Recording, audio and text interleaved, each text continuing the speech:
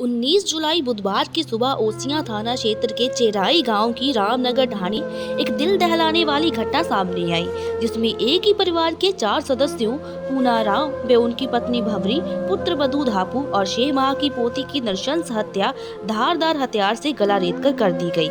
हत्यारा पूनाराम का ही भतीजा पप्पू राम है और मामला आपसी रंजिश का बताया जा रहा है।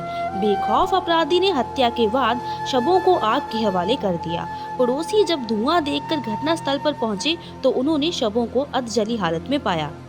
जब सुबह इस खौफनाक घटना की सूचना ओसियां विधायक दिव्या मदेरणा तक पहुंची, जो कि उस वक्त विधानसभा स्तर के कारण जयपुर में थी, उन्होंने तत्काल ही कलेक्टर और ग्रामीण एसपी को घटना स्थल पर भेजा और डीजीपी से तुरंत कार्रवाई और इसमें संलिप्त अपराधियों के तुरंत गिरफ्तारी की अपील की। दिव्या मदेरणा ने 11 बजे प्रश्नकाल शुरू होते ही अपने विधानसभा क्षेत्र ओसियां में हुए सामूहिक हत्या का मामला उठाने का प्रयास किया, परंतु नियम कायदों का हवाला देते हुए स्पीकर सीपी जोशी ने उन्हें बोलने की अनुमति नहीं दी। इसके बाद दिव्या मदेरणा विधानसभा से उठकर बाहर आ गई और मीडिया को संबोधित करते हुए घटना की जानकारी दी।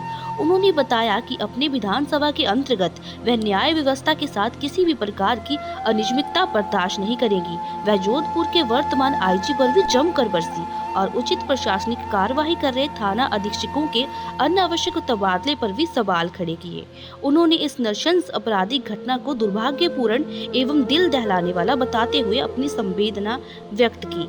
साथ ही घटना के संबंध में उचित कार्रवाई की मांग करते हुए ओसियां के लिए रवाना हो गई। ग्रामीण एसपी धर्मेंद्र सिंह यादव ने यह बताया कि मामला आपसी रंजिश का है। मृतक के भाई भीरा राम को यह लगता था कि उनका बेटा, जिसने कुछ दिन पूर्व गुजरात में आत्महत्या कर ली थी, उसे पूना राम ने मरवाया था। इस बात को लेकर कई दिनों भाइयों में कहासुनी भी हुई। यह विवाद इतना बढ़ गया कि भीरा राम के पुत्र पप्पू राम ने बदले की भावना से अपने चाचा पूना राम को परिवार सहित बेरहमी से कुल्हाड़ी से काटकर मौत के घाट उतार दिया।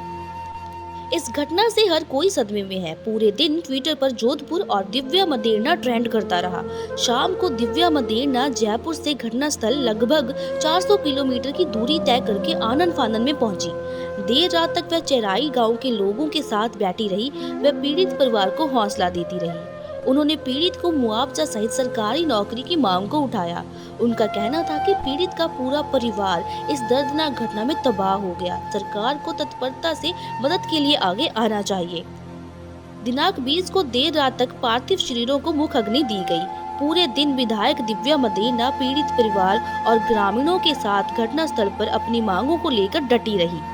ओसियां विधायक दिव्या मदेरणा ने प्रशासनिक अधिकारियों और परिवारजनों के प्रतिनिधि मंडल व अन्य मौजूद लोगों से वार्ता की, जो सकारात्मक रही। शाम तक सहमति बनने के बाद धरना समाप्त हुआ। दिव्या मदेरणा ने कहा कि चिराई गांव की नृशंस घटना स्मृति से जा नहीं रही है। मन बहुत व्यथित है। हम सभी के लिए यह मुश्किल समय है। एक साथ एक परिवार की 4 चिताओं को देखना बहुत ही हृदय विदारक है। हम सभी इस शोक समय में पीड़ित परिवार के साथ हैं। ईश्वर से प्रार्थना है कि दिवंगतों की आत्मा को शांति प्रदान करे। हालांकि इस परिवार को जो नुकसान हुआ है उसे कोई पूर्ण नहीं कर सकता है।